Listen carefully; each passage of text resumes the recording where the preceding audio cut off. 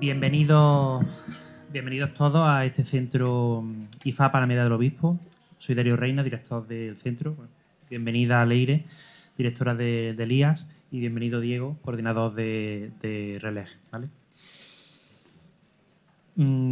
Parafraseando al Rey Emérito, me llena de orgullo y satisfacción que esta jornada se celebre hoy aquí. ¿Vale? En primer lugar, por el tema que nos ocupa. ¿Vale?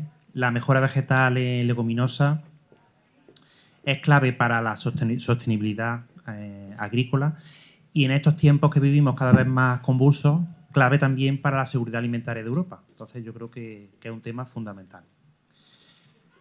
También, bueno, pues me encanta, digamos, que que este acto, digamos, esté promovido por Relej, ¿no? La Red Española de Leguminosa.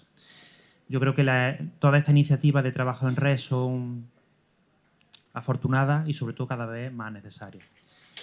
Y luego en lo personal me llena de especial satisfacción pues tener aquí a don José Ignacio Cubero. Le estaba diciendo antes que hace ya 37 años y soy abuelo, por si alguno no se ha enterado ya, o sea que ha pasado mucho tiempo, que nos dio la primera charla magistral cuando llegamos a Agrónomo, ahí arriba, muy cerquita. Y yo creo que de ese momento pues me confirmó que había aceptado la lección y me enamoró de nuestra profesión de la agricultura. La verdad que guardo con mucho recuerdo ese tiempo. IFAPA somos un instituto de investigación, de formación y creo que somos referentes en nuestro ámbito en Andalucía, igual que el instituto. Y yo cuando me preguntan, oye, IFAPA, no sé qué particularidad tiene, qué tal, yo siempre digo que nuestra seña de identidad es el pragmatismo, en el sentido de que los trabajos que llevamos a cabo, las cuestiones, digamos, que tenemos por delante, son cuestiones, son problemas que, concretas que afectan pues, a nuestra agricultura del entorno en el que estamos, ¿no? Los trabajos que llevamos a cabo en mejora vegetal de leguminosas de hace muchísimos años y en conservación de la diversidad genética en el Banco Genoplasma de leguminosas, yo creo que es un claro ejemplo de esta seña de identidad, ¿no? que creo que nos define. Y en relación al tema concreto que hoy pues nos trae aquí, pues todos los que estamos aquí sabemos que las leguminosas son unos cultivos pues, fundamentales para nuestra agricultura, tanto por la importancia alimentaria, nutricional que tiene, como por la importancia que tiene en relación a la fertilidad del suelo, ¿no? Con esa fijación biológica del nitrógeno. Y sin embargo, desde yo desde que tengo memoria agronómica, pues está sometida a unos retos que se mantienen ahí permanentemente y que tenemos que solventar, ¿no? La baja rentabilidad en comparación con otros cultivos, competencia feroz con las importaciones de terceros países, los problemas nutricionales que tienen muchas de las leguminosas que nosotros sí podemos cultivar, el abordaje de los problemas fitosanitarios, que cada vez tenemos un abanico de materia activa más restringida y que tenemos que ser capaces de dar respuesta a los problemas que tenemos. Y luego lo que nos viene por delante en relación al cambio climático, ¿no?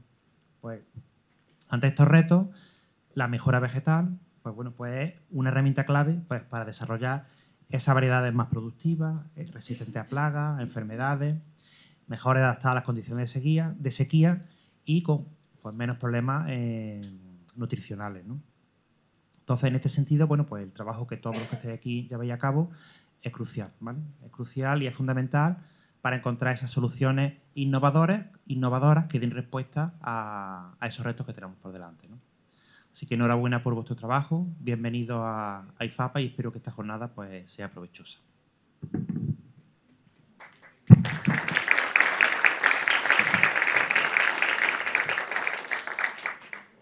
Buenos días.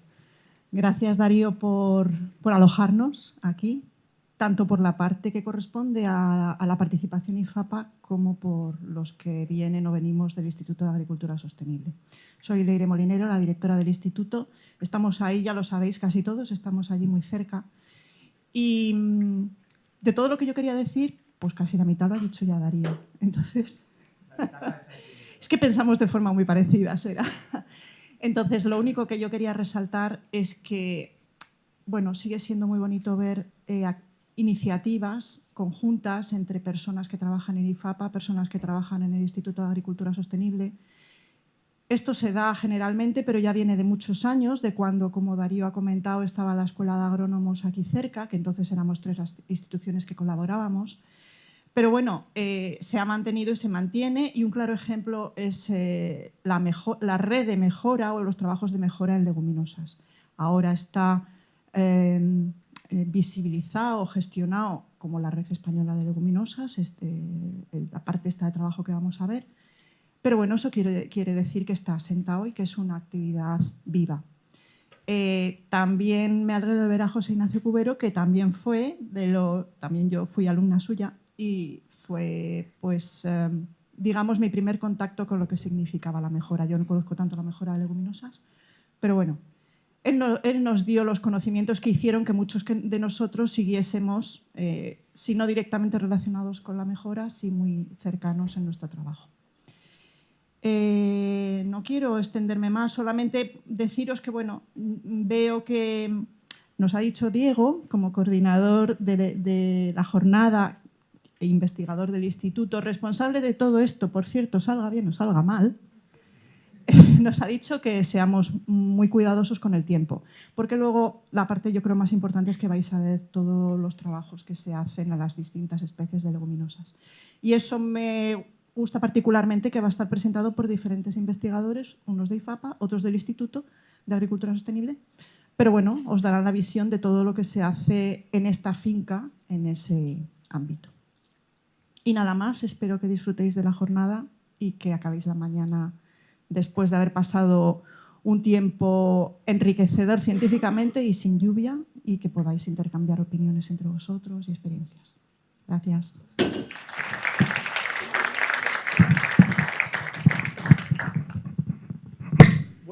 Bueno, buenos días, gracias a todos por vuestra asistencia y gracias a los directores de los dos centros por recibirnos y por el apoyo y las promesas que nos dan de lo mucho que van a seguir apoyando a los programas de leguminosas de ambos. Y sobre todo gracias a José Ignacio, que tiene la culpa de que yo me dedique a las leguminosas. Porque no sé si conocéis la historia, yo saqué la plaza para trabajar en enfermedades de cereales, pero por contacto con José Ignacio y su grupo decidí voluntariamente poco a poco empezar a trabajar leguminosas, y lo siento, pero voy a seguir durante mucho tiempo, si la salud lo permite. Entonces, muy brevemente os voy a presentar lo que es la RELEG, que es la Red Española de Leguminosas, que es un proyecto, una red de excelencia financiada por la Agencia Estatal de Investigación durante 2 años, con un presupuesto de 18.000 euros para 2 años. No es, pero vamos a ver, contar brevemente lo que hemos hecho y lo que aspiramos a hacer y que cómo planteamos continuar más allá de cuando la financiación se acabe. Entonces, tenemos una página web que estoy seguro que habéis visitado y que ahí está toda la información de todas las actividades que hemos ido realizando, que básicamente es de red, networking, tener reuniones. No podemos pagar otro tipo de actividades. Podemos pagar un catering, ahora el café, la comida después, y eso es lo que hay.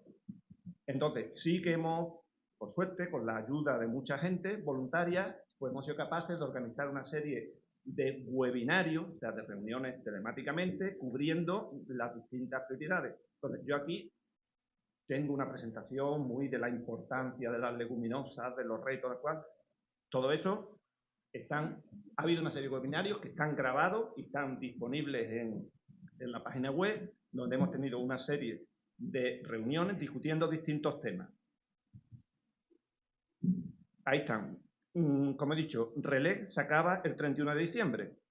Ya veremos si conseguimos montar otra red, dar una continuación, pero al menos comunicar que sí que tenemos y estamos bien comunicados tanto con la Asociación Internacional de Leguminosas como la Asociación Española de Leguminosas, donde en esta sala estamos ahora mismo creo que casi el 80% de la junta directiva. Luego tenemos la posibilidad de seguir planteando actividades. ¿Por qué estas jornadas técnicas concretas? Como ya he dicho, primero ya hemos hecho una serie de webinarios discutiendo y presentando el estado actual y perspectivas uno sobre recursos genéticos, que fue en febrero del 2024, y toda la presentación grabada está en la web disponible, lo podéis descargar. Otro sobre recursos y herramientas genómicas.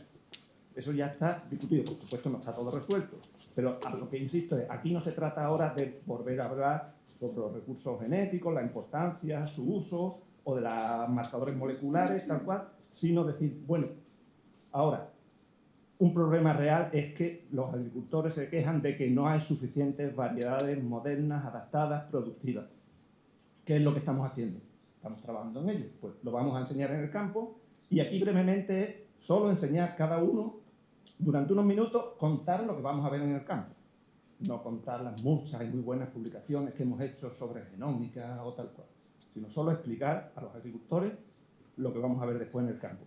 Porque digo, además de recursos genéticos y de recursos y herramientas genómicas, pues hicimos otro sobre agronomía y sistemas de cultivo, hicimos otro sobre el tema de la simbiosis, del Rhizobium, hicimos otro sobre calidad, nutrición y salud, y ahora es mostrar el estado actual de los programas de mejora de desarrollo de variedades que tenemos aquí en el campo. Evidentemente, si queremos, todo lo anterior ha sido por videoconferencia, hemos podido tener de todas las regiones. Como una reunión presencial, pues existe problema de movilidad, aunque bueno, aquí hay gente de Ciudad Real, de Lérida, de Madrid, ha venido, de varios sitios, pero la movilidad limita. Entonces, tenemos, anuncio ya, otra jornada técnica en Alcalá de Henares en junio, que la organiza Lucía de la Rosa, que está aquí presente, también para discutir otros temas. Está planteada otra presencial en Zaragoza, en el CITA, en septiembre, y otra en octubre en el CITAN en Madrid. Ya reuniones presenciales para discutir distintos temas. Aquí, pues confío que seamos capaces de responder a las preguntas de ¿hay buenas variedades en el mercado? ¿Qué es lo que estamos haciendo? ¿En qué estado está? ¿Estamos llegando hasta el nivel de registrar, sí o no? ¿Se está llegando al nivel de licenciar? ¿Esas variedades se comercializan? ¿Cuáles son los problemas? Porque somos todos muy conscientes de los problemas que tenemos, de que sacar una nueva variedad cuesta 8 años, 10 años. Pero quizás no somos tan conscientes de que a veces registrarla cuesta, a veces hasta más tiempo. Y licenciarla, por problemas con las OTRI o con no sé qué, a veces muchas llevan más de 10 años en un cajón y todavía no saben nuestras instituciones cómo licenciarla. Entonces, eso en concreto lo discutiremos más en Madrid, donde esperemos que estén gente de varias OTRI, del Ministerio, del Registro y demás. Aquí yo ya, entonces, para no enrollarme más, como he dicho, hay que ser breve. Aquí está el programa, le toca ahora al maestro y culpable de que la mayoría estemos aquí. Ignacio, muchas gracias. Bueno, buenos días a todos. Ya se han referido a mí, soy José Ignacio Cubero y estoy aquí por persistencia en este mundo. Para el que no lo sepa, el 1 de agosto me podéis felicitar, cumpliré 86 años y espero cumplir otros 86, aunque sea sin hablar de leguminosas.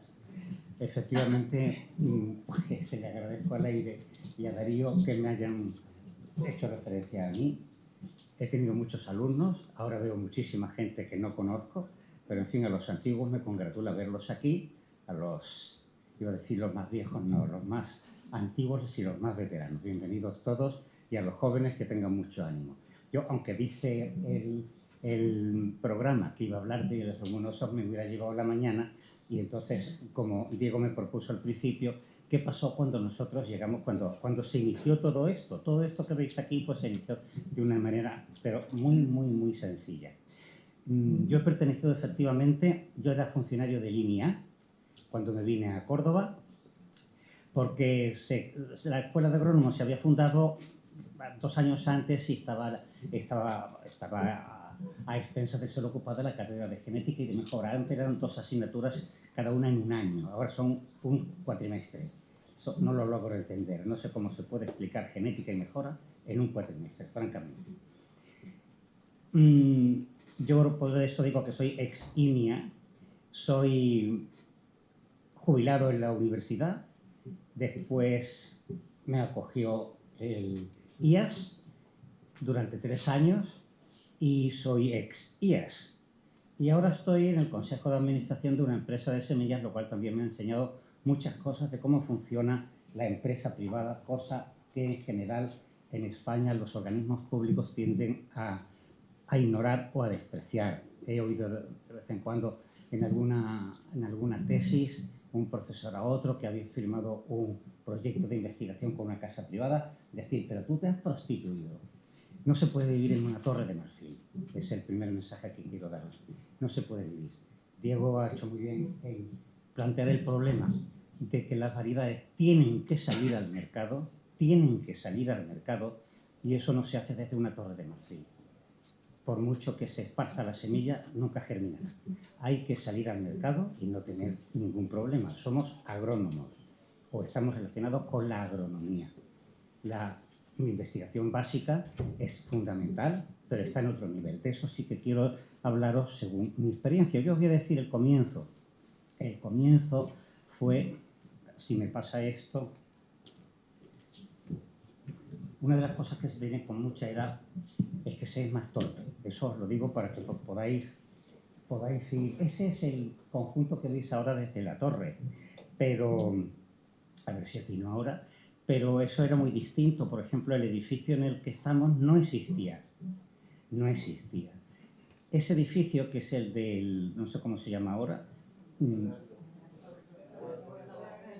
bueno, pues era una residencia de estudiantes de los que estudiaban en Valencia, no, en Valencia todavía no, en Madrid, que venían, lo pasaban genial. Realmente era para ver el campo y tal, pero desde luego ahí lo que se organizaban eran fiestas con las chavalas de Córdoba y demás, simplemente. Esto no existía tampoco, quiero decir, el campo sí, pero los ensayos por supuesto no. Esto se llamaba la estación de grandes regadíos. Y aquí venían unos, me parece que eran 6 ingenieros, no a este sitio concreto, 6 ingenieros y tenían sus asuntos y de vez en cuando hacían algún ensayo que les mandaban desde fuera poquito. Justamente el año 70 hubo una revolución en esto, se cambiaron totalmente los centros y vino mucha gente joven, entonces yo era joven y entonces me vine. Nos metieron ahí, que no es el edificio, que es el edificio blanco que veis de Camino del Laberinto. Y ese edificio blanco, sí que quiero contar dos cosas, es que no había nada, se parte de cero. Cuando se establecieron los llamados, los tramos de investigación, la que aspiramos a ellos todos, dieron 2 años pensando que había años que habían estado en blanco. Entonces no era necesario presentar grandes trabajos de grandes publicaciones, casi nada. Y esos 2 años primeros que yo pasé aquí fueron 2 años vacíos en publicaciones y en todo. Hubo que organizarlo todo. Voy a decir un detalle solamente. Al abrir, mi mujer, que fue la primera colaboradora, al abrir un archivador en ese edificio último que he señalado, ¡paf!, salió un ratón degollado. Y otro ratón estaba fosilizado en uno de los cajones. Había archivos, yo creo que anteriores a la Guerra Civil, una cosa espantosa, y en mi propio despachito que me dieron había un huequecito y ahí vi meterse yo un ratón un día.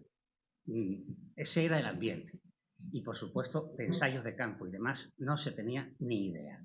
Aquí se vino, no sé si habéis visto las películas en las que los exploradores van por África con un machete desbrozando el terreno, pues parecido. Mi mujer, entonces, era becaria de línea y después fue funcionaria. Ahí está. y se vino. Cuando yo pasé a la escuela, ella se quedó al frente del cotarro y, como saben muchos de los que están aquí, fue la auténtica coordinadora. Lo que es ahora Diego, pues de una manera, entonces no existía ninguna red, pero entonces fue ella la coordinadora de todo el grupo. También se vino, ¿sabes? Sí, Amparo Martínez. Esa foto no es de entonces, la de mi mujer sí es del año 70 o 69, que fue cuando fue becaria. Quiero deciros también que no podéis comparar los tiempos actuales con los remotos. No sé si es bueno que os lo diga, pero yo tenía entonces un sueldo lo digo en pesetas, 17.000, y mi mujer tenía una gran beca de 10.000, con 27.000 pesetas que vienen a ser unos 160 euros al mes, ¿eh? Bueno, pues es que no podéis comparar entonces. Pero entonces, con esos 160 euros al mes, nos íbamos de fin de semana, paradores, etcétera, etcétera, y era otra vida, otro nivel. No se puede comparar en absoluto, ni en plan técnico ni en plan científico. Y bueno, ahí estoy yo, que me pasé a la escuela porque obligaron a pasarme a la escuela. Y en fin, con gran satisfacción formamos un grupo. Después con Antonio Martín, Luis Miguel, que no he encontrado otra foto mejor que esa. En tercero de carrera vino Teresa Millán. Yo había empezado a trabajar en Madrid también en tercero de carrera, de modo que sentí como si fuera una reencarnación. No soy hindú, pero creo en la transmigración de las almas y esas cosas, y en el paso de un alma a otra. Y se formó un grupo de la escuela con el IAS. No existía todavía, pero cuando existió, pues se hizo un grupo porque Antonio Martín era de ahí y más gente también se había pasado al IAS, y era un grupo muy, muy homogéneo. Quiero decir, se trabajaba en lo mismo y se tenía una buena relación. Después, por razones, iba a decir políticas, pero no, por razones de envidia, porque la envidia es un gran pecado español. Pues por razones de envidia a la escuela la mandaron a Rabanales. Absurdo. El campus agroalimentario estaba aquí. Y eso fue destrozar un campus agroalimentario. Entonces los alumnos que estaban haciendo el doctorado o un trabajo fin de carrera, con 200 metros se plantaban en el campo y veían sus campos, volvían, se tomaban el cafelito y de nuevo a clase. Desde Rabanales eso se ha roto. Se ha roto. Las tesis son normalmente de laboratorio, no hay problemas de tiempo, no hay problemas de lluvia, y es maravilloso mientras las cosas salen bien. Entonces, cuando nos vinimos, pensamos en que veníamos a un sitio a resolver problemas agronómicos. Entonces, no había tanta obsesión por las publicaciones, ninguna. No había obsesión el que quería por trabajar.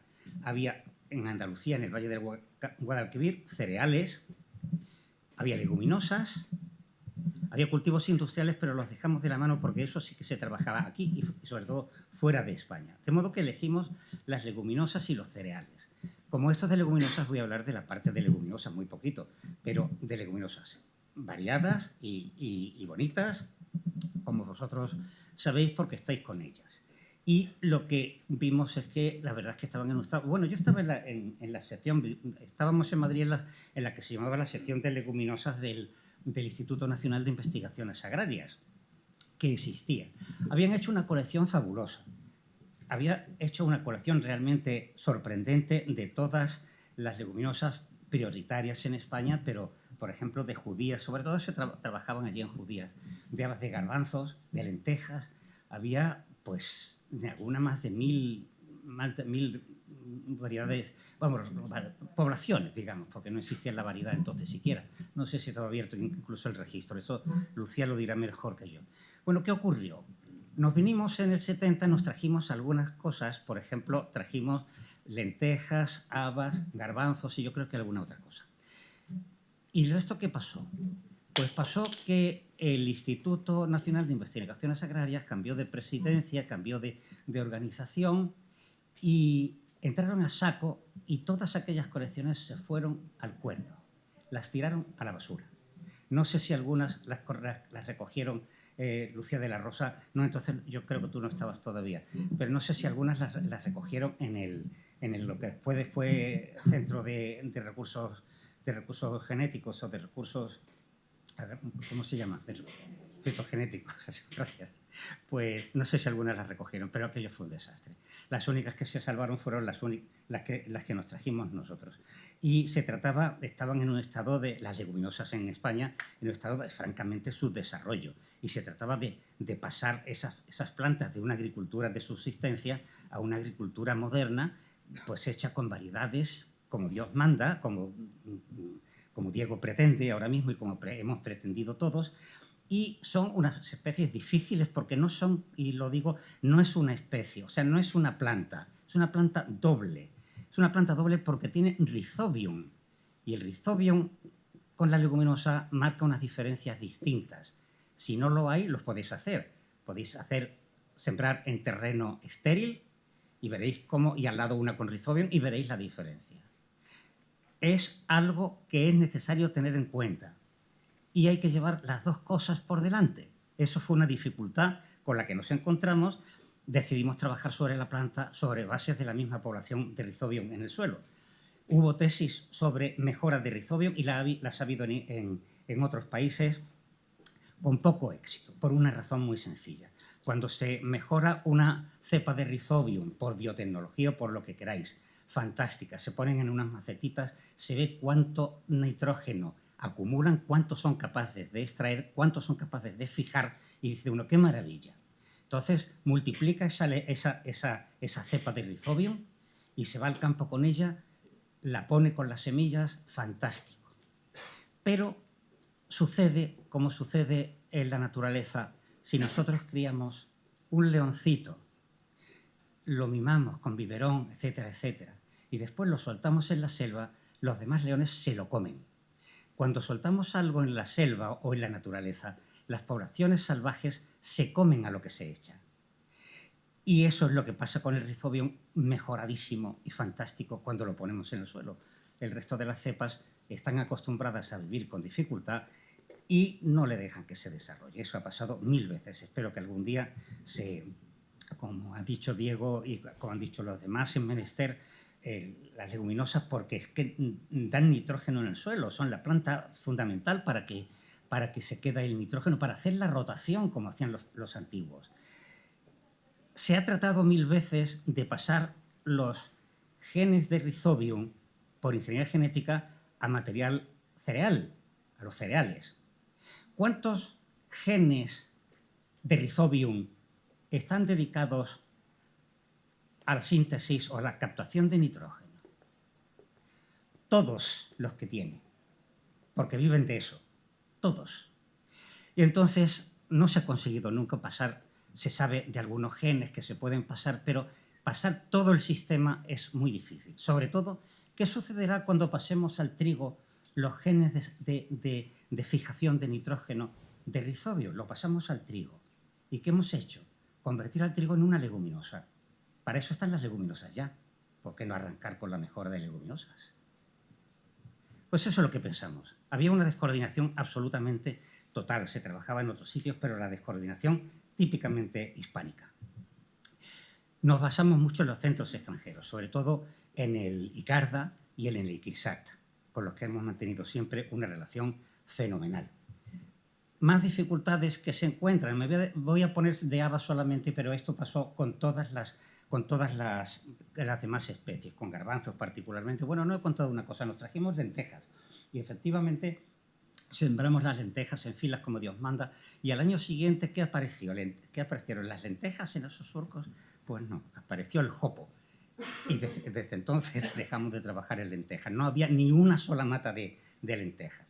Bien, pues las enfermedades, las que se quieran. Y fijaos bien en una cosa. Todas tienen el nombre específico Fabae. Todas, ascoquita, Apis, botrytis, uromices.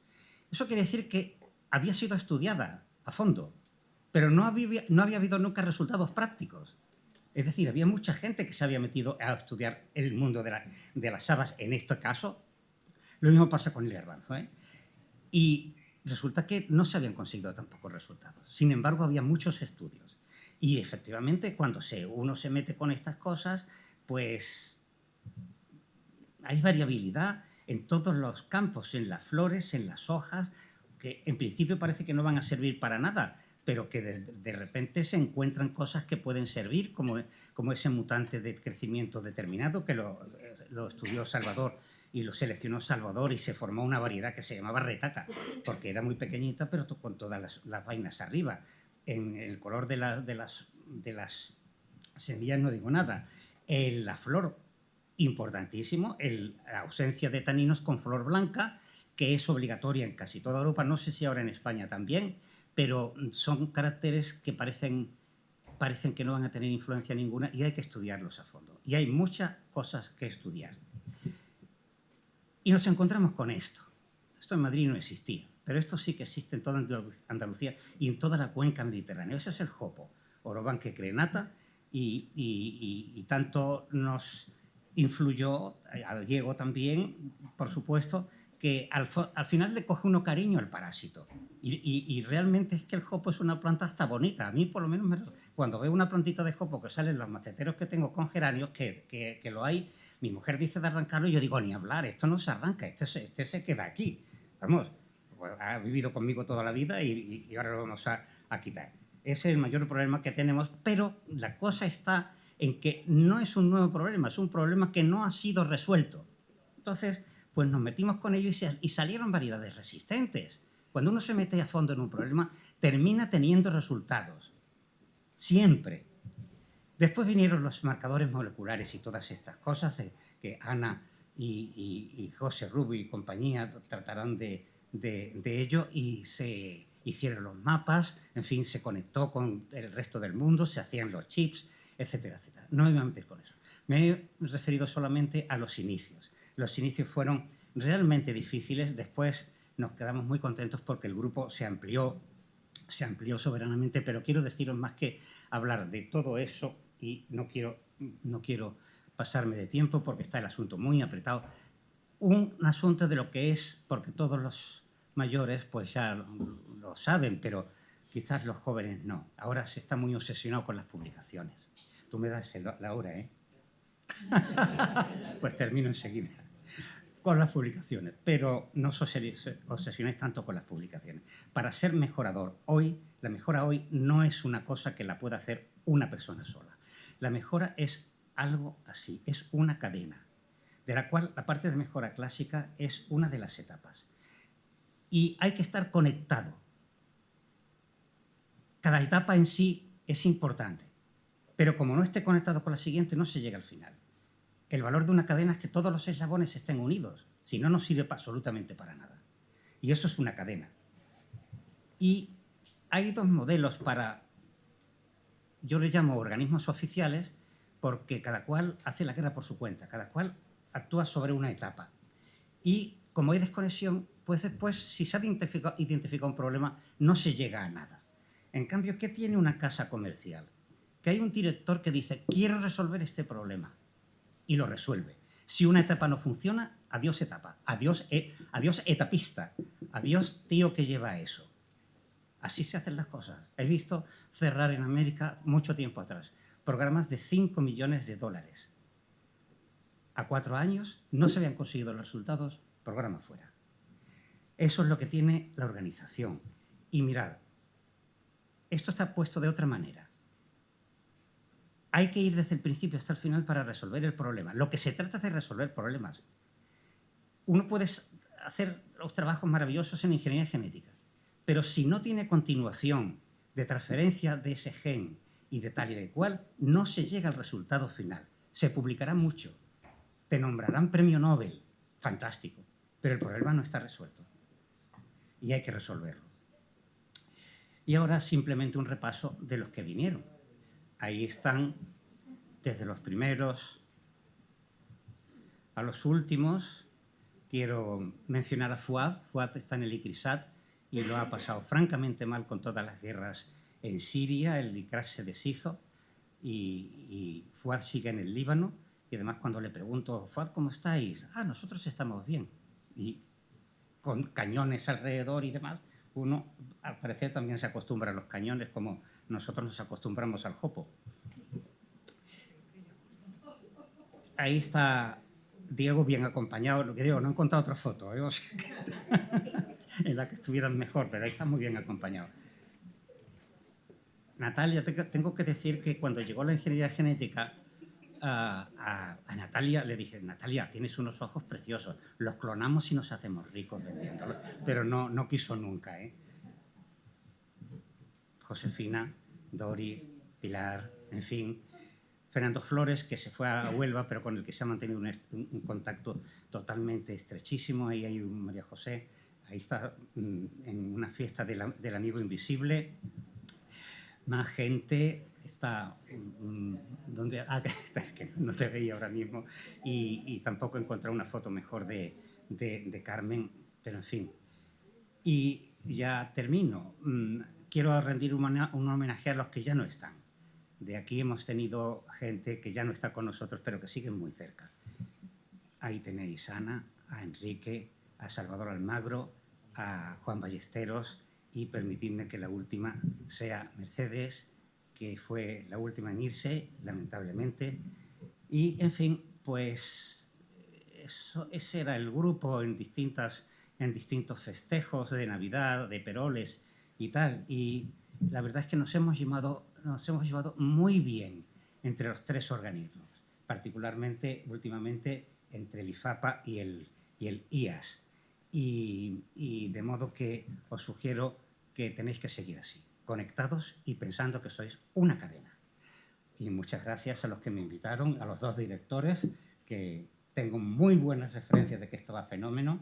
Leire me dio un homenaje cuando me jubilé también en el IAS. Tengo el reconocimiento delante de mi despacho, en mi despacho, de modo que muchas gracias a todos y que os vaya muy bien. Lamento no estar con vosotros porque tengo otros problemas familiares que tengo que resolver, no lo puedo resolver, pero acompañar sí. De modo que os vaya muy bien a todos y que lo paséis un día estupendo. Buenos días a todos.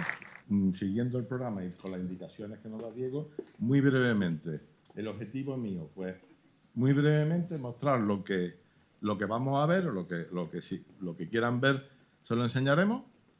Me llamo Salvador Nadal, trabajo en el IFAPA con mis compañeras.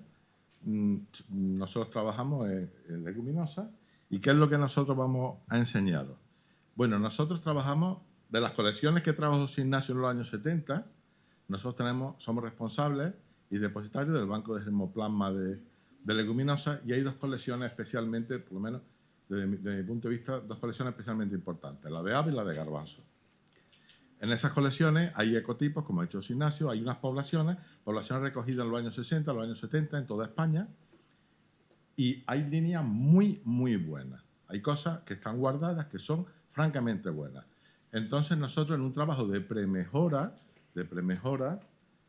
estamos convencidos que la premejora es muy importante, tanto para la mejora como para los centros públicos, porque la premejora es muy cara, es mucho más cara que la mejora, es mucho más cara. Son las primeras fases que ponía José Ignacio en los programas, la identificación de los genes, la clonación de los genes. Entonces, todo eso entra dentro de premejora. Pues entonces nosotros, de una forma muy humilde, y os voy a poner solo el caso que os vamos a enseñar, de dos ensayos, en el cual lo que pretendemos es identificar ecotipos de garbanzo. En nuestro caso nos centramos en ecotipos españoles y ecotipos andaluces que tienen mucho que decir. Nosotros los caracterizamos con los descriptores que son los de uso y los comparamos con las variedades que ahora mismo se siembran de garbanzo, fundamentalmente para consumo humano. También lo hacemos para consumo animal, aunque no hay una tradición en España de cultivo de garbanzo para consumo animal. Aunque sí hay unos materiales, por lo menos desde nuestro punto de vista, así lo vemos, que son muy importantes porque tienen alto rendimiento y mucha proteína. Y una proteína muy digestible. Los ensayos, bueno, pues son ensayos al uso. Vamos a la página aquí, ¿no? Un ensayo de ecotipos kabuli. Los kabuli, como os he enseñado, me imagino que todos los conocéis, los kabuli son los garbanzos que normalmente nos comemos los cocidos aquí en Andalucía. El garbanzo de tamaño grande, muy rugoso, con la forma de carnero, el grano con la forma de carnero. Y los desi, aunque para nosotros son raros, pues son los que se consumen en toda Asia. En India, Pakistán, en toda esa zona, eso es lo que se consume. Para ellos los raros son los otros. Para nosotros son raros porque son negrillos. Son negros y creemos que son malos. Tienen mucha más proteína y tienen mucho más rendimiento. Entonces puede ser mucho más interesante. Los ensayos son, en un caso estudiamos 20 ecotipos de kabuli, en un ensayo de bloque al azar, y en otro caso estudiamos 30 ecotipos de desi, con un ensayo también de bloque al azar. Esto es lo que vamos a ver en el campo. Cuando vayamos al campo veréis el desarrollo. Esto se sembró el 14 de febrero, si no recuerdo mal. El desarrollo de uno y de otro, los ecotipos kabuli están mucho más altos que los desi. Es curioso, José es la experta en garbanzos nuestros y los ecotipos DESI están mucho más pequeñitos, pero todos. O sea, puede ser por adaptación, no lo sé, pero están mucho más pequeñitos. Cuando tengamos resultados, de evaluación, esos resultados se meten dentro de la documentación del banco de germoplasma y también se suben a la plataforma nuestra. Entonces yo espero que a final de campaña, en 2 o 3 meses, tengamos esos resultados subidos. Y yo termino con lo que tengo que mostrar. Muchas gracias a todos. Yo soy Josefina Sillero, trabajo también aquí en IFAPA. Mis inicios fueron en mejora de leguminosas, luego me pasé a mejora de cereales y ahora un poco mezcla entre mejora y transferencia de leguminosas y sobre todo de cereales. Os voy a mostrar aquí los ensayos de la raya de leguminosas, concretamente de raya de guisante. Os voy a presentar quiénes somos. El coordinador de la red es Alejandro Castilla, que es este chico de aquí que me pide disculpas porque quería haber venido a pasar la jornada con nosotros, pero ha tenido un pequeño incidente doméstico y no nos puede acompañar. Él es el que coordina esta red de cultivos herbáceos extensivos dedicada sobre todo a cereales y dentro de producción agraria. Pero los ensayos de leguminosas, que concretamente son ya de guisante, los lleva Paco Perea, es el responsable. Y los responsables de ensayos pues somos nosotros tres, junto con Enrique Canseco, y aquí en Córdoba pues tengo que agradecer muchísimo la labor que hace conmigo Joaquín Ballesteros, porque es el que me lleva todos los ensayos de campo y como los que estáis por aquí sabéis, la verdad que es una maravilla cómo lo gestiona. Pues simplemente deciros la importancia del guisante a nivel regional, que es bastante importante. Es la primera leguminosa a grano, seguida muy cerca del garbanzo, y las principales superficies se encuentran en las provincias de Córdoba y de Sevilla. De ahí que esta red que planteamos de ensayo, la red andaluza de experimentación agraria de cultivos herbáceos extensivos, es una red que lleva desde 1986 manejando variedades ya registradas de cereales, tanto trigo, cebada, avena, centeno, triticales, trigo duro y blando, en condiciones de invierno, trigos de invierno, trigo de primavera. Pero este grupo de personas concretamente que estamos involucrados en esta red, desde la campaña 2014-15, también empezamos a llevar red de leguminosas. Inicialmente con garbanzo, habas y guisante, pero ya desde la campaña 2019-20, por diversos motivos de personal, de financiación, de falta de interés incluso por los agricultores, de no poder tener variedades buenas registradas, nos hemos dedicado simplemente a la red de guisante. Por supuesto, aquí hubo una raíz de leguminosas muy anterior, que era la responsable Amparo Martínez, de la que ha hablado José Ignacio, pero yo me he centrado en lo que estamos en el grupo actual que trabajamos en IFAPA, que de momento cada vez nos va quedando menos para jubilarnos, pero bueno, yo soy la del medio. Bueno, pues lo que vamos a ver en el campo, esta foto es de un ensayo de hace unas campañas, va a ser un ensayo de variedades ya registradas. Sé que todos vais a mostrar, o casi todos, trabajos de mejora o premejora, pero yo concretamente ya son cosas que están comercializadas y que están registradas en el registro casi todo nacional, pero también algunas de registro europeo, ya variedades registradas en parcelas se siembran siempre en parcelas de 12 metros cuadrados, con una densidad de siembra concreta de semillas por metro cuadrado, no de peso en grano como están muy acostumbrados los agricultores. Tenemos siempre un debate con ellos porque no es lo mismo poner una semilla más grande que otra más pequeña, porque la densidad de semilla varía, la densidad de siembra va a variar muchísimo, con lo cual nosotros somos muy puntillosos en recomendar siempre densidad de semillas por metro cuadrado. En el caso de guisantes son 110. Dependiendo de la variedad que sembremos, pues desde las 360 en trigo blando y duro a 240 en avena. Hemos hecho los ensayos en una siembra en el mes de enero, mitad del mes de enero, y este año concreto tenemos 16 variedades comerciales que llevan 2 o 3 años en registro, más 2 testigos, que quien quiera pues lo verá en el campo. Son todo variedades semiáfilas, donde los foliolos se han transformado en zarcillos y le permiten a la planta tener un porte erecto o semierecto, lo cual ayuda mucho a la hora de la cosecha mecanizada.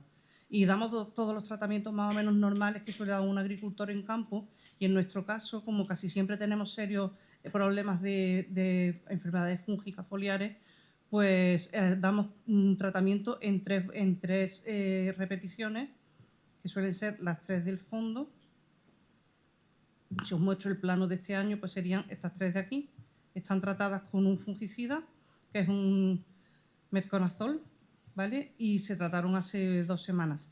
Están sombreados en verde. Los testigos, que como veis están repartidos por el ensayo, son en un diseño en bloques al azar. Y bueno, pues quien quiera venir al campo luego y si las condiciones meteorológicas lo permiten, pues estaré encantada de mostraros las variedades y bueno, pues contaros lo poco que de momento tenemos de ellas, que es el ciclo, la adaptación de ciclo y poco más. Y nada, nuevamente muchísimas gracias por vuestra atención. Venga, hasta luego. Buenos días a todos, soy José Rubio y trabajo en el programa de mejora de... ¿qué ha pasado?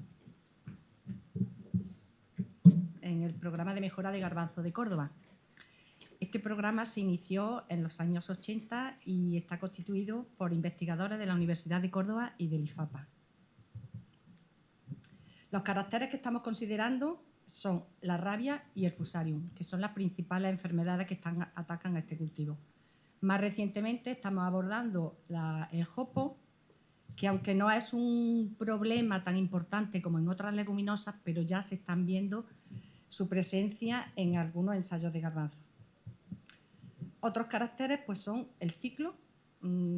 Seleccionamos genotipos que sean precoces, sobre todo con los problemas que hay con el cambio climático. Y el porte. Parece ser que los genotipos que son de porte semierecto son más estables en cuanto a su comportamiento. Y otro carácter muy importante es la calidad, considerando el color, el tamaño y la forma de la semilla. Y, por supuesto, los rendimientos. Pues desde su inicio hasta la actualidad, en nuestro programa de mejora hemos registrado 15 variedades en la Oficina Española de Variedades Vegetales. Hay un grupo, las que están anotadas en verde, que se registraron pues, casi al principio y que se registraron en colaboración con Coipesor. Y luego después hay otro grupo, como veis, que están en naranja, que están descatalogadas por falta de interés empresarial en esa, más o menos en la época de los 80, del 2000 o por ahí, era en función de la política agraria comunitaria. Luego después ha habido otras variedades, patio y fardó, como veis aquí.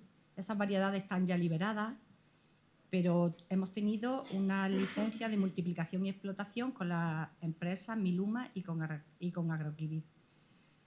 Recientemente hemos registrado la variedad Beleca y Kaveri y de momento tenemos una licencia de multiplicación y explotación con la empresa Agroquivir.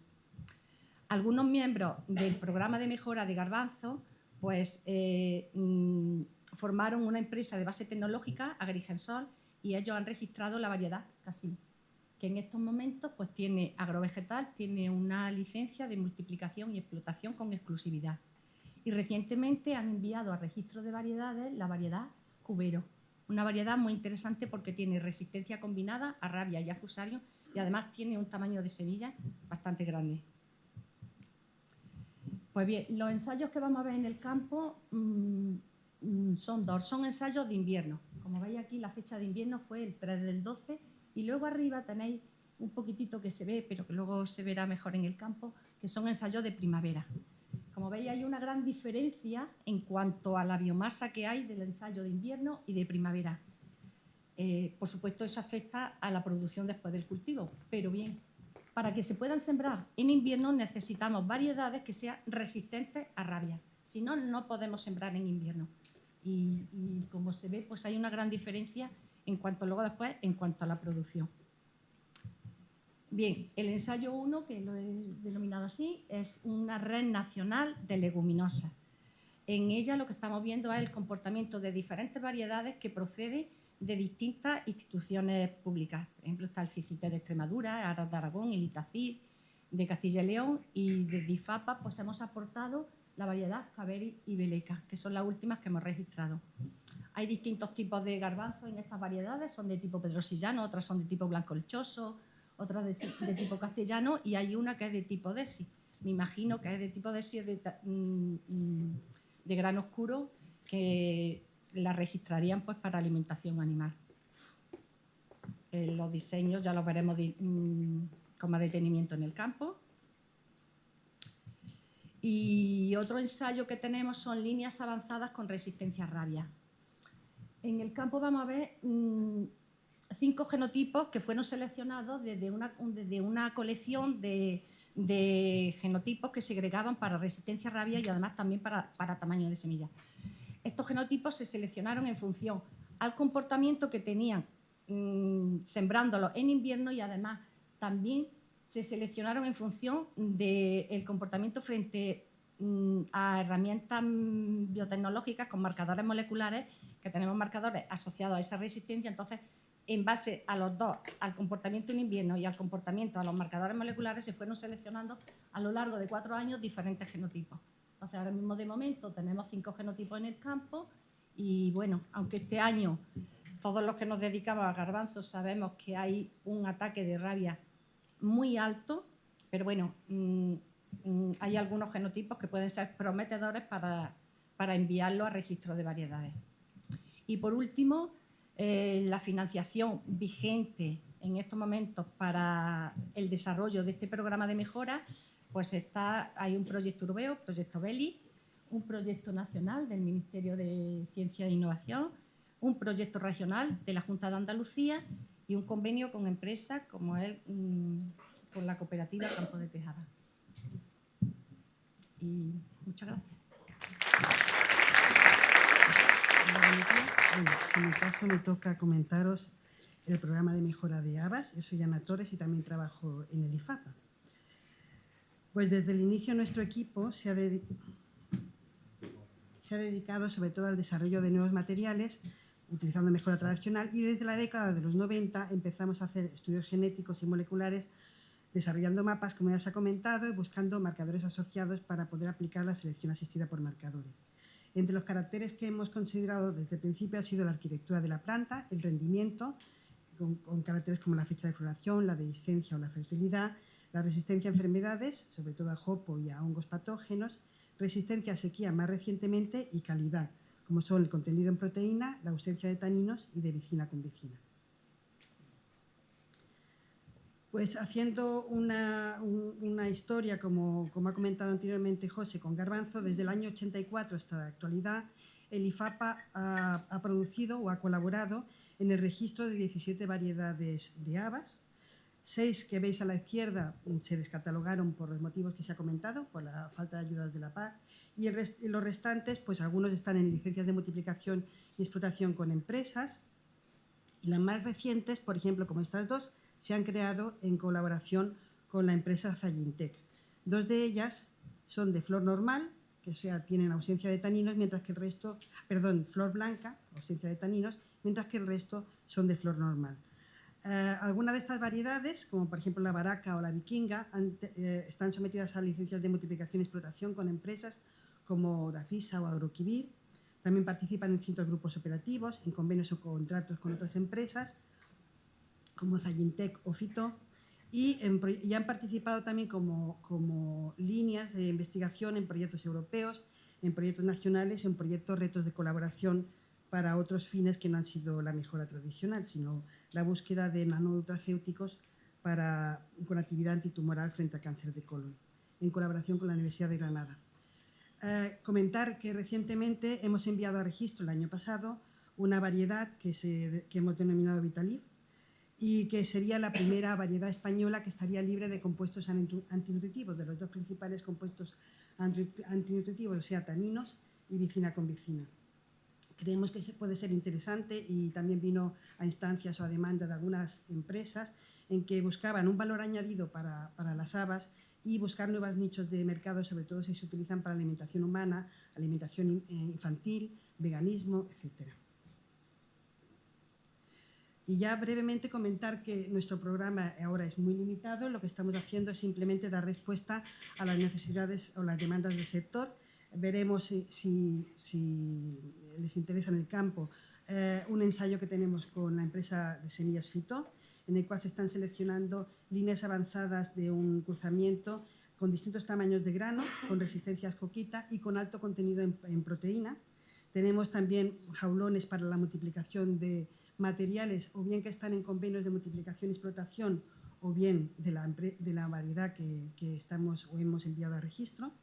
Después tenemos también en jaulón líneas recombinantes o líneas muy avanzadas de materiales que segregan para tamaño de grano y para resistencia escoquita, que no solo estábamos utilizando para la búsqueda de materiales de interés para el desarrollo de variedades, sino también como objetivo de validar nuestros estudios genómicos. Nosotros nos dedicamos también a hacer estudios de asociación de genoma completo con los mapas genéticos y estamos intentando ver en qué zonas coinciden o segregan los QTLs o los caracteres cuantitativos con los marcadores que han resultado significativos en estudios de asociación que hemos desarrollado en distintos proyectos nacionales o europeos. Luego, a continuación, tenemos también un ensayo de Rhizobium que estamos desarrollando con la Universidad en colaboración con la Universidad de Dinamarca, dado que en un proyecto anterior se estudió la interacción de 400 cepas de Rhizobium de 6 países con 200 líneas de habas y se hizo un estudio genómico muy en profundidad en el cual se identificaron cepas de Rhizobium que eran más eficientes y competitivas con las distintas variedades de habas. Entonces, tenemos un ensayo en el cual estamos empleando 3 líneas de habas adaptadas a nuestras condiciones, utilizando una combinación de Rhizobium en solución líquida, otra en solución sólida, y después tenemos también otras parcelas que están sin inocular. Y el objetivo, obviamente, es rediseñar estrategias de inoculación y mejorar la fijación simbiótica en este cultivo. Y ya el último ensayo que tenemos es otra población RIL, con 2 repeticiones que segrega para resistencia a jopo y rendimiento, en el cual también estamos intentando pues avanzar líneas para conseguir materiales de interés para mejora y después también validar, como he dicho anteriormente, los marcadores genéticos o genómicos que hemos ido obteniendo a lo largo de nuestros estudios. Y de nuevo también, como ha comentado José, pues estos son los proyectos que nos financian. El Europeo Belis, el proyecto nacional que coordinamos desde hace años, el proyecto regional ABA y el convenio con la empresa Fito, que es la que he comentado anteriormente. Y esto es todo. Muchas gracias por su atención. Buenos días, yo soy Ángel Villegas y vamos a seguir ahora hablando de ABA, pero de lo que hacemos en el Instituto de Agricultura Sostenible, ¿sí? Ay, vaya. En el grupo de Diego Rubiales. Nosotros llevamos más de 17 años trabajando en mejora de ABA, hemos colaborado con empresas, también hemos participado y seguimos participando en proyectos de investigación, donde hemos podido colaborar también pues, con el IFAPA, con la Universidad de Córdoba. Y bueno, a la hora de hablar de un programa de mejora, ¿qué buscamos? Pues nosotros fundamentalmente, no solo por supuesto, pero hemos trabajado mucho en temas de estreses bióticos, que ya se han comentado, enfermedades fúngicas de parte aérea, la roya, la burritis, incluso el oidio. Y aquí pues, no nos podía faltar también centrar nuestra atención en el jopo. ¿Cómo lo hacemos? Por supuesto, mirando en el campo, pero también me parece importante destacar que no es solo mirar en el campo. Tenemos la infraestructura y la experiencia y el conocimiento para poder llegar más allá. Es necesario evaluar en condiciones controladas, donde nos podemos poner más el centro en el genotipo y en el comportamiento de lo que son las plantas en sí. Hay que saber inocular, hasta para el jopo poder verlo en rizotrones. Es importante, en fin, poder identificar los mecanismos de resistencia cuando estamos mejorando, porque no basta solo saber que una planta es resistente, sino por qué. Y a la hora de mejorar, pues podremos incluso combinar diferentes mecanismos de resistencia. Y eso es lo que hemos estado haciendo.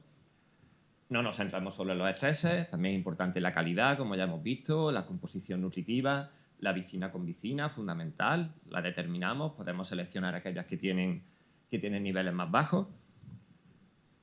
Y vamos, mejorar, lo hemos dicho, es un proceso laborioso que lleva años y en particular en las habas, pues, no sé, a mí a veces me da envidia a los que trabajan con otras especies. Porque, vale, cruzamos, pero luego tiene 2 problemas. Bueno, por un lado, sacamos una generación al año. No saben la suerte que tienen los que sacan más de una generación al año con otros cultivos. Y luego es alógama, es parcialmente alógama y eso es un quebradero de cabeza. Una abeja te puede echar a perder años de trabajo, pues en un momento. Entonces, desde que cruzamos, tenemos que tapar, nuestro cruzamiento multiplica los tapados, cuando evaluamos tapar, hasta que ya, bueno, llegamos a campo y confiamos en que lo que hemos estado haciendo, pues que se siga manteniendo. Pero es verdad que los que trabajamos con habas sabemos que eso es complicado y a veces te lleva a sorpresas que no son agradables.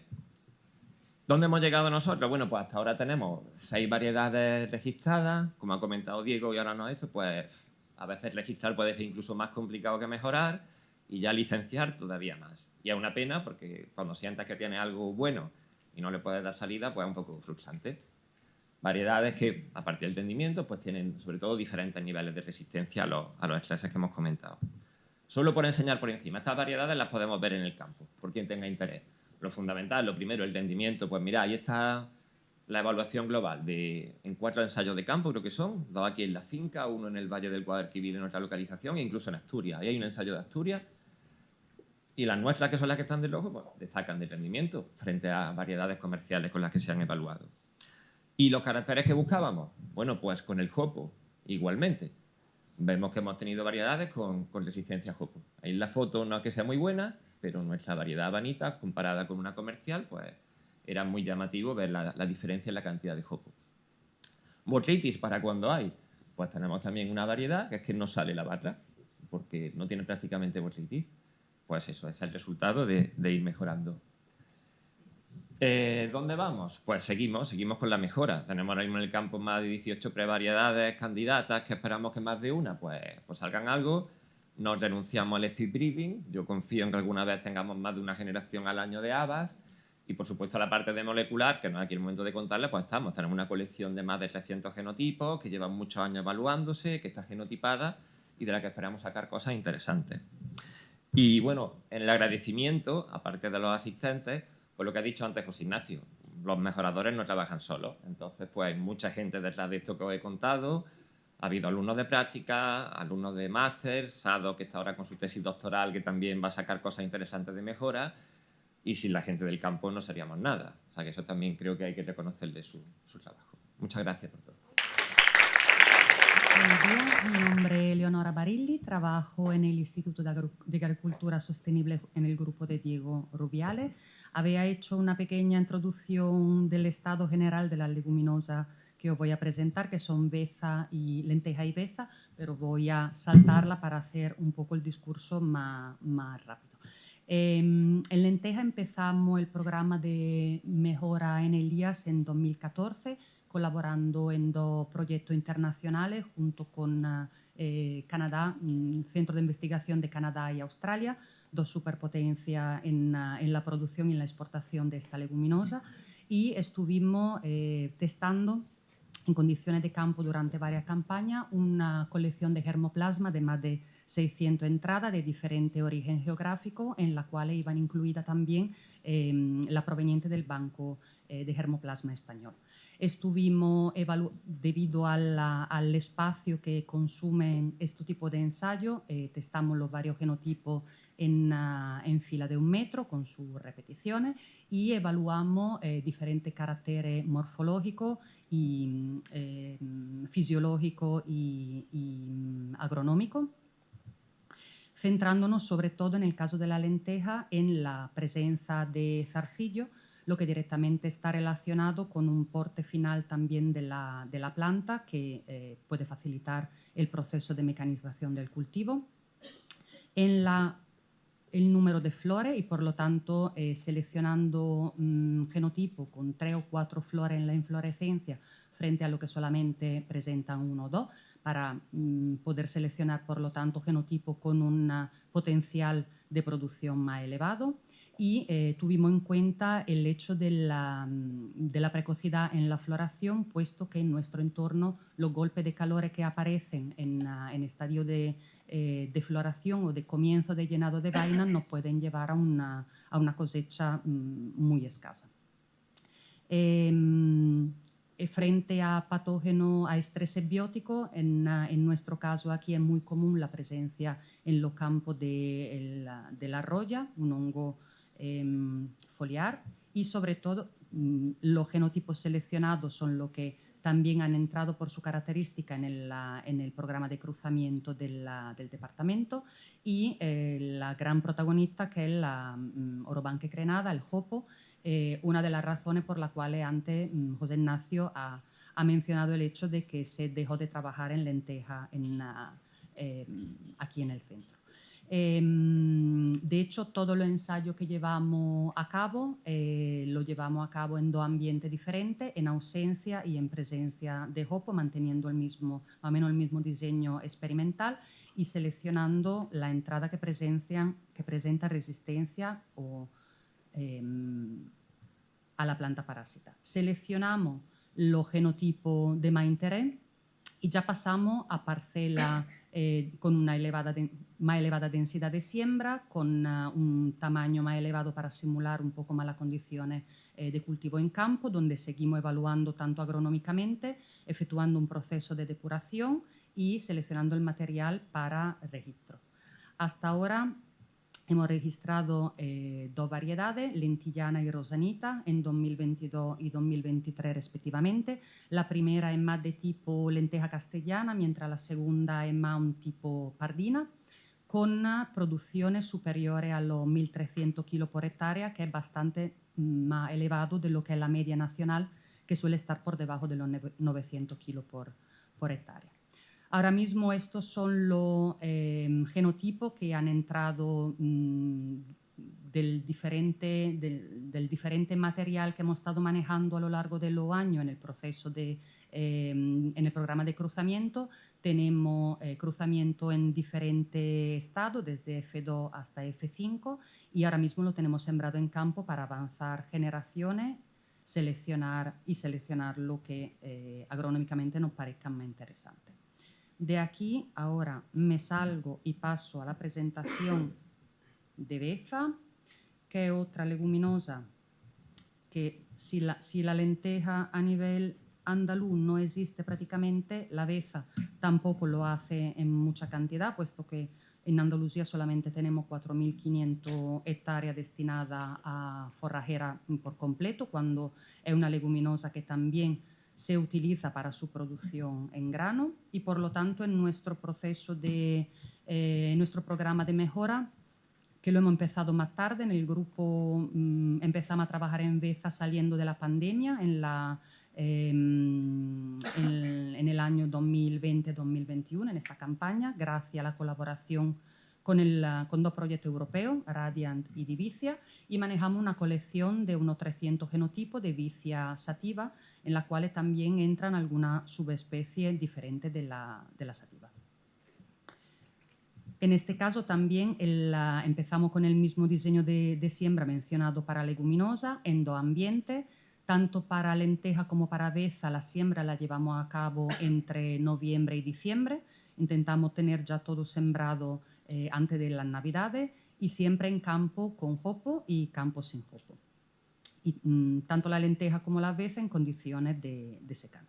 Los caracteres morfológicos y agronómicos evaluados son los mismos, y en el caso de la beza, además nos fijamos en la rapidez en la cobertura del suelo a principio del establecimiento del cultivo para su competencia contra el establecimiento también de la mala hierba. Su valor agronómico y, por supuesto, la presencia de resistencia o menos a roya y a hopo. En el caso del hopo, además de evaluar en campo, también se llevan a cabo evaluación en condiciones controladas, en placa, y hemos empezado recientemente a trabajar también frente a otros estrés bióticos que vienen con una severidad y una influencia importante en este cultivo, como el Aphanomyces y los pulgones. También en colaboración con el proyecto Belis se han medido la campaña pasada en toda la colección una serie de índices foliares, que entiendo que también se repetirá esta evaluación este año, y se correlacionarán con todos los parámetros medidos anteriormente. Ya hemos efectuado un proceso de selección, no hemos quedado con una serie de genotipos de más interés hacia lo que queremos llevar a registro, y se han ahora mismo pasado a parcelas de 12 metros cuadrados, que serán lo que veréis en el campo, tanto los campos de experimentación de todas las colecciones como la parcela de multiplicación. Y el programa de cruzamiento, en este caso, en la Beza, como venimos trabajando desde hace menos años, estamos justamente al principio y tenemos solamente cruzamiento en F2, pero bueno, iremos avanzando. Estas son las 4 candidatas para registro, son 4 líneas que en el campo mantenemos también en paralelo con variedades comerciales para poder comparar, y que nos han resultado interesantes, sobre todo porque en el año 2023, que ha sido extremadamente seco, han mantenido unas producciones tanto de biomasa como para semilla muy interesantes para nosotros. Antes, cuando decía José Ignacio que nosotros éramos los jóvenes del grupo, ya vamos siendo los menos jóvenes, ya vamos siendo un poquito menos jóvenes, y gracias al trabajo que se está desarrollando hemos incorporado savia nueva. Y en el caso de la Beza y de la lenteja ya contamos con 2 estudiantes de doctorado del primer año, Ángela para la Beza y Nazaré para la lenteja, y 2 estudiantes de TFM que también trabajan en los estudios en condiciones controladas frente a pulgón y frente a jopo. Y bueno, y la estudiante de doctorando también incluirán un trabajo con bases moleculares. Gracias a todo el grupo, a la financiación que hemos recibido durante todo el proceso de mejora, y en particular, como ha dicho Ángela, a todo el personal técnico de campo, sin ello no se lucen tanto en este tipo de presentaciones, pero si no, no podríamos mantener a lo largo de los años pues, todos los programas de mejora que llevamos a cabo, y los campos van a lucir tan bonitos gracias a ello también. Así que gracias a vosotros por haberme escuchado, y al siguiente, ¿no? Buenos días, soy Gia Tamín. Estoy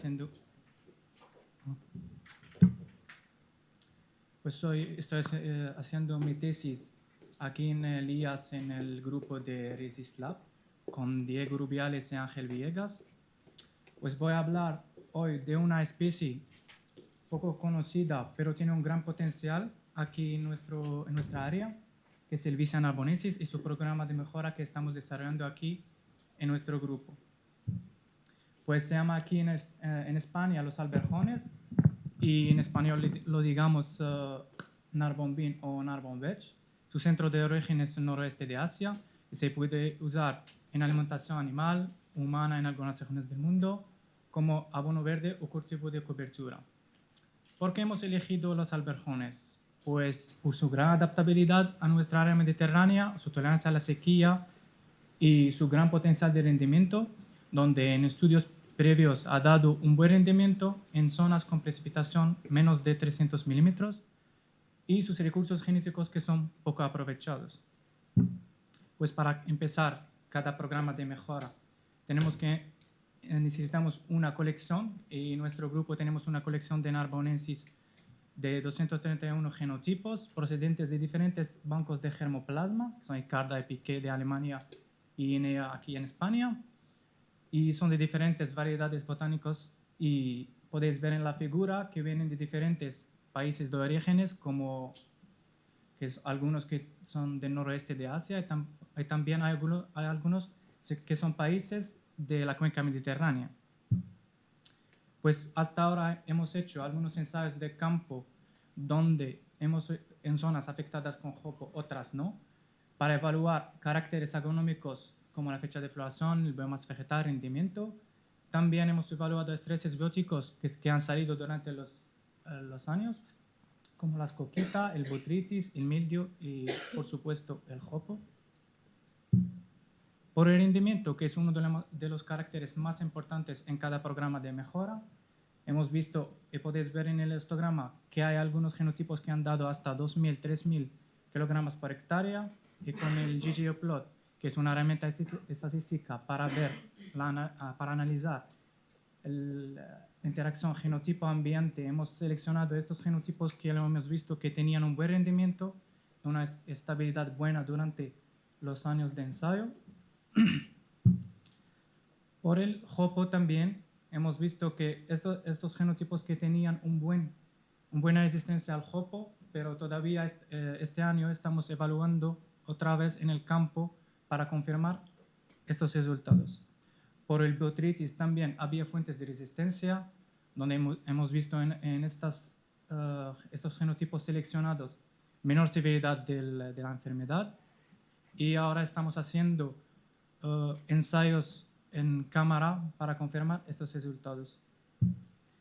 Pues queremos incluir estos genotipos seleccionados en nuestro plan, en nuestro programa de mejora, donde nos fenotipamos primero la colección y después seleccionamos los genotipos, no solo por un buen rendimiento o una resistencia, pero también por encamado, por la precocidad, por muchos caracteres. Y eso por un lado. Por otro lado, queremos hacer cruzamientos. Bueno, hemos hecho algunos y todavía están en un proceso de multiplicación y evaluación. Y además queremos seguir con la selección asistida por marcadores moleculares, pero primero hacemos un GWAS donde identificamos las asociaciones significativas entre los marcadores genéticos y nuestros caracteres de interés. Y muchas gracias por vuestra atención.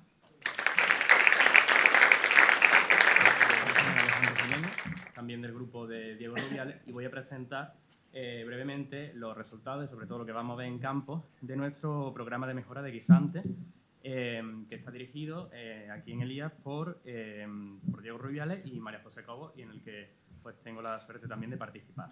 El esquema general de nuestro programa de mejora consiste en un cruzamiento a partir de la segunda generación, de la autofecundación de la primera. En la segunda generación vemos ya la segregación de caracteres, y es donde empezamos a aplicar las distintas presiones de selección. Todo esto es mucho más fácil que, por ejemplo, en habas, gracias a que se trata de un cultivo autógamo. En el momento en el que se alcanza una generación suficiente para observar homogeneidad respecto a los caracteres, pasamos a ensayos como los que muestro aquí en microparcelas de 1 metro cuadrado, que siempre hacemos en presencia o ausencia de hopo, porque como comentaré más adelante es uno de los factores por los que estamos mejorando. Y en estas condiciones es cuando empezamos a evaluar con cierta frecuencia factores como la resistencia a otras enfermedades, foliares, hongos como coquita, oidios, el propio hopo al final de la campaña, en el caso del campo donde hay presencia de esta planta parásita, y por supuesto caracteres agronómicos desde el aspecto hasta la altura, rendimiento, por supuesto el encamado, muy importante, y por supuesto el rendimiento, como decía. Esto sería un poco la imagen de lo que os mostraba antes a modo de esquema. Y claro, cuando ya tenemos un número suficiente de semillas con la idea precisamente de seguir multiplicando y también de pasar a una situación más realista, más similar a la situación real de campo, pasamos a este tipo de ensayos con plots más grandes que podéis ver aquí y que también veréis dentro de un rato más adelante, para finalmente poder dar lugar a un registro, enviándolo a los organismos que competen. Bien, en cuanto a la resistencia de oidio, voy a mostrar en general los resultados más interesantes de los últimos años. En nuestro programa de mejora hemos podido ver justamente variedades muy resistentes que han incorporado los genes de resistencia fuerte que existen para resistencia a esta enfermedad y que superan con mucho la capacidad de resistencia, o más bien la susceptibilidad que existe en general en la mayoría de variedades cultivadas, incluso en aquellas que se cultivan más en Andalucía. Respecto a las coquitas, tenemos por un lado, a la izquierda, precisamente esos mismos datos que evaluamos en ensayos como los que mostraba antes, donde varias de nuestras líneas de mejora también tienen una resistencia. En este caso se trata de una resistencia no completa, pero bastante destacable con respecto a controles comerciales o controles susceptibles. En la parte inferior derecha vemos el resultado de los últimos años de una línea específica de mejora de ascoquita, donde María José Cobo, la compañera, estuvo haciendo primero una selección en cámara con presiones de selección altas por inóculos de alta densidad de esporas. Luego se llevó a campo, donde se corroboró cuáles eran las líneas más avanzadas, y finalmente se han llevado también incluso a ensayos de parcelitas, dando lugar precisamente a un par de líneas con las que estamos continuando, que en particular tienen niveles de resistencia mucho mejores que una de las variedades más resistentes, si no la más comercialmente disponible, que es Radley, con respecto a las coquitas, y rendimientos que incluso pueden llegar a superarlo.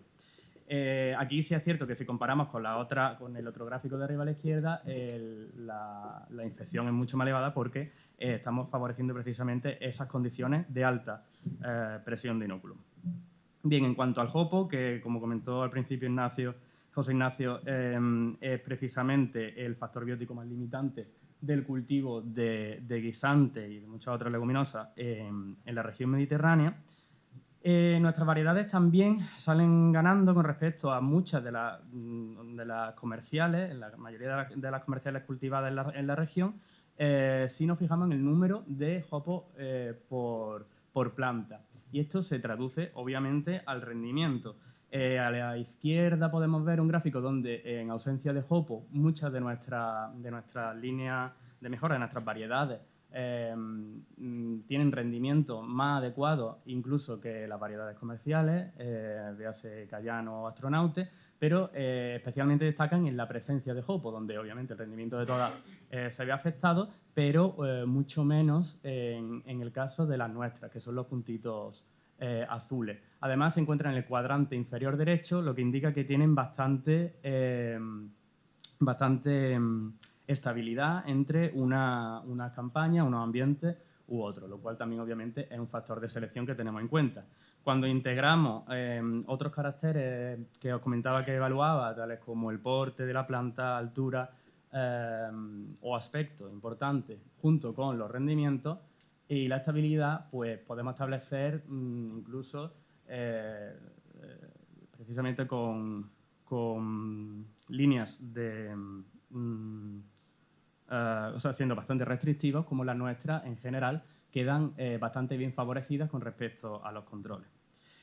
Actualmente el programa de mejora se está ampliando desde la base, integrando los resultados de las tesis doctorales de muchos de mis compañeros, incluyendo incluso la mía, para precisamente obtener encontrar e identificar los genotipos resistentes que meter en los nuevos cruzamientos. Muchos de ellos ya se están incluyendo. Y por lo tanto, pues poder seleccionar resistencia respecto a otros factores bióticos muy importantes.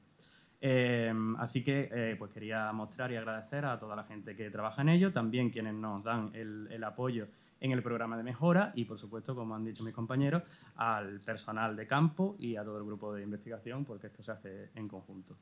También, obviamente, a los proyectos que han permitido financiar este programa de mejora que se ha ido continuando gracias a ello durante los años. Y eso sería todo. Muchas gracias. Bueno, yo no sé quién habrá hecho el programa este tan denso que me tiene mareado ya, ¿eh? Bueno, yo soy Diego Rubiales y me he reservado el cultivo menos importante, que para mí tiene mucha importancia. Vamos a hablar ahora de almortas y titarros, que es algo que ha estado en nuestra cultura y la agricultura, pero que se cultivan en España actualmente menos de 1000 hectáreas, con lo cual siempre lo hemos dejado a un lado. Pero por cuestiones sentimentales, pues siempre en una esquinita siempre llevamos muchos años intentando hacer algo. Aquí tenemos a la izquierda el Lathyrus sativus, la almorta, a la derecha Lathyrus cícera, los titarros. Bueno, almorta o muelas o titos tienen distintos nombres, que es como lo que le suele pasar a las leguminosas, que tienen todas muchos nombres, no siempre nos ponemos de acuerdo. Muestro aquí, intento mostrar la diferencia entre cómo se ha apreciado a la almorta en nuestro país vecino, Portugal, respecto a España. En Portugal, la almorta es muy apreciada y se considera como una delicatessen, un cultivo gourmet, aunque no hay tampoco muchas hectáreas, pero las importan. De hecho, pues tienen las fiestas en Albayáceres, la feria del chícharo, que le llaman ellos a la almorta, y una vez al año tienen su feria y hacen muchos platos y hay productos, hacen bizcochos, hacen distintos tipos de comida, además hacen licores, pasteles, además lo hice, yo no hablo mucho portugués, pero aquí significa aquí os chíchoro e os rei. el chícharo, el almorta, es el rey aquí. O sea, esta es la diferencia de cómo consideran al almorta en nuestro país vecino y cómo la consideramos en España. Donde si veis aquí, aunque tenemos nuestra tradición, todo el mundo conoce las gachas, de hecho hay aquí 2 empresas que están interesadas en la almorta, pero o no se han podido comprar o se han encontrado, esto es un estante del Mercadona, pero puede ser otro supermercado, si la encuentras, la has encontrado en la zona de comida de animales, en una esquinita, escondido, un paquetito de medio kilo, y que pone por detrás y pone solo para alimentación animal. Y esa ha sido la historia de cómo hemos tratado a nuestro cultivo en los últimos 50 años, hasta que muy recientemente, gracias a Dios, pues todo esto es debido a que debido al beta-ODA se ha considerado que era tóxico y porque causaba latirismo, hasta que estudios científicos, médicos han demostrado que no. O sea, que el beta-ODA, en efecto, es tóxico, pero como todas las leguminosas tienen algún tóxico, que el problema del latirismo es un desequilibrio de aminoácidos causado por una alimentación desequilibrada. O sea, que tú puedes comer almorta con frecuencia y siempre que la comas con un cereal o con una verdura, no hay ningún problema médico en absoluto. Esto está, yo de medicina no entiendo, pero me creo lo que dicen los informes médicos. Y eso ya lo ha reconocido la Autoridad Alimentaria Española y la AECOSAN, y ya está autorizado, ya se puede vender almorta para consumo humano en España. Entonces, pues debido a eso, pues de pronto pues hay interés. Entonces nosotros hemos estado haciendo trabajo aquí, ya como ya no soy tan viejo como José Ignacio, pero casi, pues también tengo que hablar un poco de historia, pues el tema de la almorta, por supuesto en España nunca hemos conseguido financiación, pero nuestros vecinos de Portugal siempre han tenido un proyectito y hemos conseguido colaborar mucho, de una forma muy fructífera, con el ITQB. Carlota la conoceréis, que hizo el máster aquí. Aquí la tenemos 20 años más joven que ahora, aquí la tenemos 20 años después. Hemos trabajado mucho en colaboración con ella, hemos dirigido 6 tesis doctorales y hay 2 en marcha en distintos temas que no vamos a centrar aquí porque es cuestión del Estado. Es decir, hemos ido trabajando como hemos podido en almorta, incluso no solo en ciencia, hemos hecho bastantes publicaciones, pero hemos en paralelo, en una esquinita, he intentado sacar variedades que teníamos que ni siquiera en España las querían evaluar, las tuvimos que mandar al registro europeo porque aquí en el Ministerio pues, no lo tenían dentro de sus prioridades, no lo evaluaban, pero teníamos 2 variedades ya registradas, protegidas, y otras 2 enviadas que, para nuestra sorpresa, pues ahora sí hay interés en ellas. Hemos hecho siempre una serie de estudios comparativos de rendimiento, de resistencia a distintas enfermedades, entre ellas el hopo. Pero ¿cuál es el estado actual? Resumiendo, tenemos 2 variedades de almorta ya registradas y licenciadas con Lugartis, que están aquí presentes, que son Titana y Almerana, y una de Titarro, Cascajito, que ahí todavía nadie se ha interesado en ella.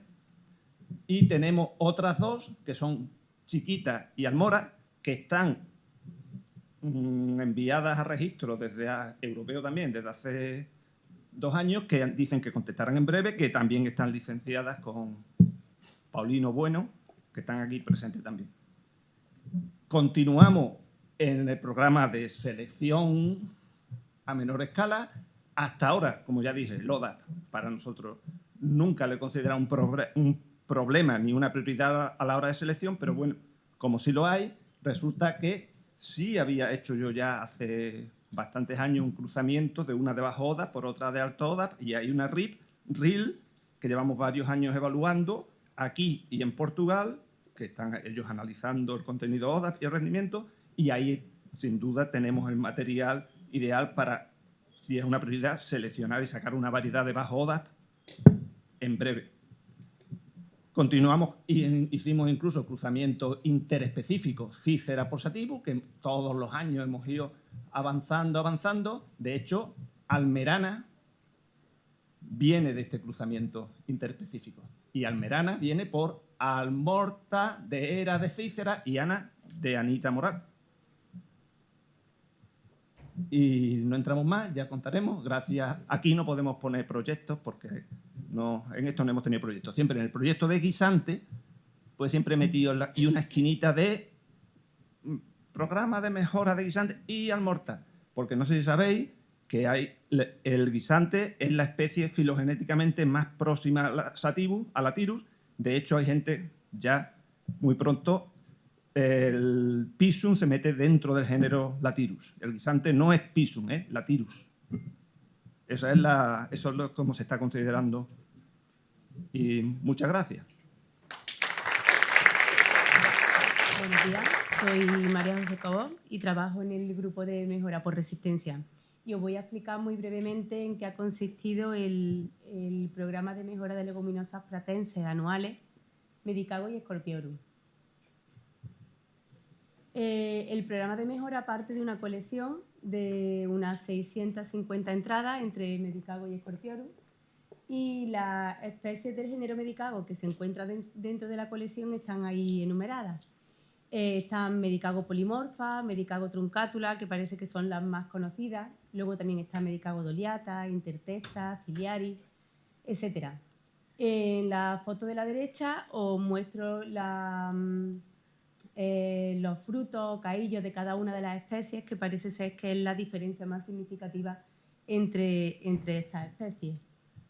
En cuanto a las especies del género Scorpiorus que se encuentra dentro de la colección, están Scorpiorus muricatus, que tienen unos frutos más alargados y delgados, y Scorpiorus vermiculatus, cuyos frutos son mucho más globulares. Bueno, pues durante varios años de selección masal hemos ido seleccionando genotipos mejor adaptados a nuestras condiciones climáticas en términos de biomasa. Tras varios años de selecciones, nos quedamos con 7 genotipos, 6 pertenecientes al género Medicago y una perteneciente al género de Scorpiorum. Con esos 7 genotipos que nos quedamos, hicimos un ensayo comparativo donde incluimos las variedades comerciales Cáliz y Parayo, que pertenecen a Medicago truncatula, y Saba, que pertenece a Medicago escutelata. En estas fotos se muestran el ensayo comparativo, donde cada genotipo se sembró en parcelas de unos 5 metros cuadrados y se puede observar el crecimiento de este tipo de leguminosas. Con los resultados obtenidos del ensayo, seleccionamos finalmente 5 genotipos para protección varietal. Estos fueron Caliata, Intermedia, Carruco y Scooter, que todas ellas son del género Medicago. Y también se seleccionó Alacrán, que pertenece a la especie de Scorpiorus vermiculatum. Se hizo la solicitud de registro en la Oficina Comunitaria de Variedades Vegetales, puesto que en la Oficina Española de Variedades Vegetales no se hacen evaluaciones para proteger a pratenses. Entonces, la empresa encargada del examen técnico, GEBES, nos demandó 1 kilo de semillas de cada uno de los genotipos y actualmente están en evaluación. Hay una empresa ahora, Fertiprado, que ha mostrado interés en comercializarla a todas aquellas entradas que alcancen el estado de variedad protegida. Y bueno, pues esto es todo.